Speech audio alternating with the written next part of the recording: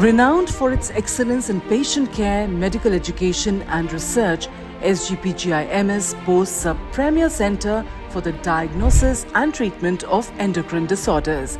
The Department of Endocrinology. Established in 1987, this department has been at the forefront of comprehensive investigation and management of endocrine disorders, securing its position among the nation's top endocrinology centers. देश का सबसे बड़ा और unique department है। हमारे पास एक strong faculty है 8 faculty members की, जिसमें बेसिक साइंटिस्ट भी हैं, 60 बेड्स हैं और बहुत बिजी ओपीडी है। Equipped with state-of-the-art technology and staffed by a team of highly skilled endocrinologists, this department offers comprehensive care for patients with diabetes, thyroid disorders and metabolic bone disease. Department of endocrinology एक unique इसलिए है कि this is a first national centre for bone मार्को architecture, जो कि हड्डियों की बीमारियों के अध्ययन और रिसर्च के लिए इस्तेमाल किया जाता है।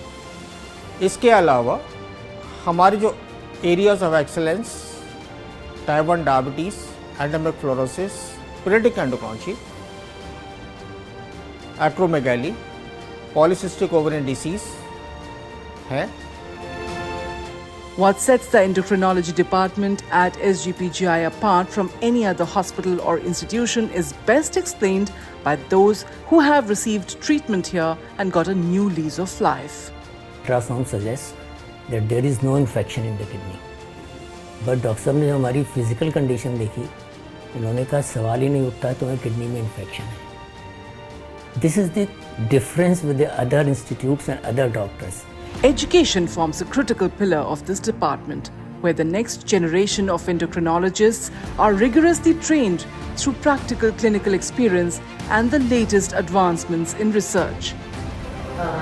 Committed to inclusivity and recognizing the healthcare disparities faced by the transgender community, the department has set up a dedicated clinic to address their special medical needs.